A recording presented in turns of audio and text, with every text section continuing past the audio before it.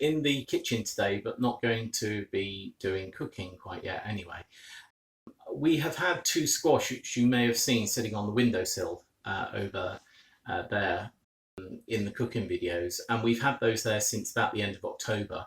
We picked them about the end of September and then let them cure in the polytunnel for a month. We had others as well, but those have all been used up. So we have two left, and the squash or the pumpkin we have are Crown Prince, which we absolutely love. However, I was away yesterday and I came back and noticed on checking them that this one has started to go off. I think you can see that just there. And it's what happens. These don't last forever, but this has lasted in the kitchen on the windowsill for, what's that, October, November, December, January, February, and still significantly March. So 6 months this has been going since harvest, so it's done really well. When we did harvest it, you'll notice that there was a little T-bar here, and that was so that A, you can carry it easily, but B, it's always best to leave some crossbar on either side of the stem, simply because this dries and you don't want this to rot. And if you cut it further down there, then this could have rotted because it's obviously going to be open to the air. But if you cut here and keep a little T-bar at the top, it's these bits that are open here and here to the air, and it's those bits that would go off. So leave a T-bar when you harvest. Obviously these are going to have seeds inside them, and we're going to plant the seeds this young and let them dry for a few weeks, and then we're going to plant them. Whether they will come true to a Crown Prince, I'm not sure. I think unlikely. We grew some butternut squash last year, and we also grew Uchiki Kuri, which were absolutely lovely. Both of those are quite dense. Butternut squash and Uchiki Kuri, like Crown Prince, have very dense flesh, unlike the pumpkins that you usually use for carving, which have a very wet flesh. These are very dense and are really good for roasting and make really good soups. So, but the issue is, this is a cucurbit maxima, I think it is, and these are a bit tarty. They don't actually care what type of squash or pumpkin pollinates the flower. So last year, these were grown from seed that we bought. It grew really well, as you can see. It's a typical Crown Prince pumpkin.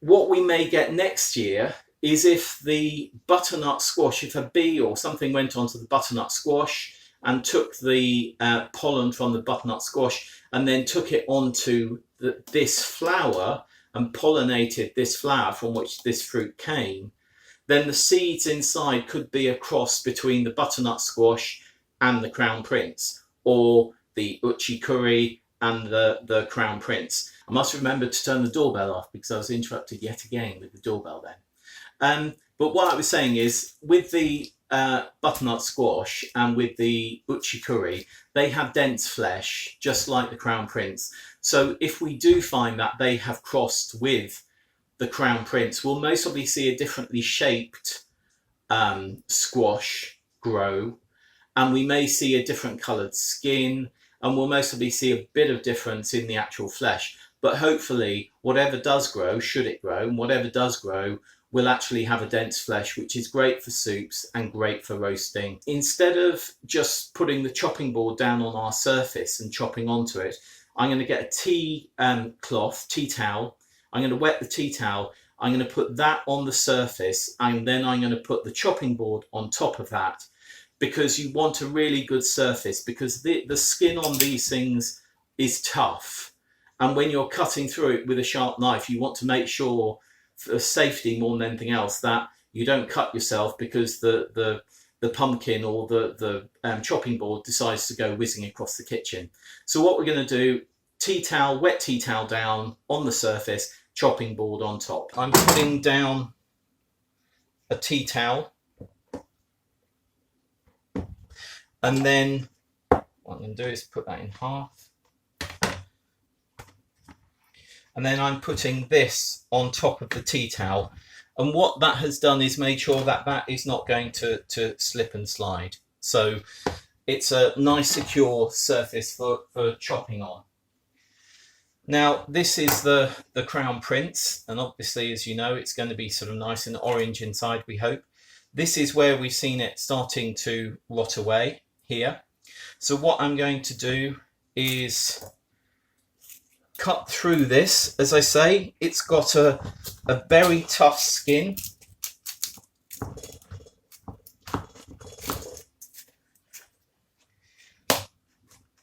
So that's cut through. That's broken the thing. So here we are. This is our Crown Prince pumpkin. Let me just get rid of this. You can see here, I hope, that this has started rotting. Not an issue. What we're going to do is we're just going to cut that out and use the rest of the flesh. There's clearly lots of seed in here, and sort of nicely large seed as well. Let me just split those in two. So they're sort of nice fat seed. What we're going to do is keep some of these seed and dry them for sowing this year, as I've said. The other seeds, what you can do is give them a good clean up and give them a dry. Make sure you get the membrane like this that is between all of the seeds away, and then you can roast them with a bit of oil and spices in the oven for about 10 minutes, and they make a really nice snack. You can keep those for you know, a good few days in a Tupperware. So what we're going to do is cut this bit out here, again carefully. So I've cut those little bits away, and that is perfectly good to use now. So what we're going to do is cut that in half. A quarter of it will be made into a soup, a pumpkin soup, and that will literally be olive oil, bouillon, onions, and the quarter of the pumpkin. Because I'm going to be liquidizing it, I'm also not going to take the skin off. The skin is edible, and once it's liquidized down, you obviously, you know, you don't know it's there. The rest of the pumpkin, let me just cut this. Okay, so that is going to go to soup. And then what we're going to do with the rest of the pumpkin, including this here, once we cut out this bit, is we're going to cut it again into half. So that will be effectively into eighths of the pumpkin. We're going to rub it in oil with some salt and pepper, and we're going to roast it in the oven. And then once it's roasted in the oven on about 180 degrees for about 20 minutes, half an hour, it'll go slightly caramelized at the edges. We'll take that out of the oven, and then we're going to put that into the freezer, and we can use that for the rest of the time until these are here again to either make soups or add into risottos or stews or anything like that. You can actually cut these and open freeze them in chunks, so freeze them raw, and we'll do that and then show you what happens with the texture of the pumpkin, which this is very firm, obviously. Once it's defrosted from being frozen raw, we'll show you what the texture is, because it loses quite a lot of texture. However, the vitamins and everything stay in here, and you can use it in casseroles, soups, etc. Anyway, that's it for today, and I will be back with you soon. Thanks very much. Bye.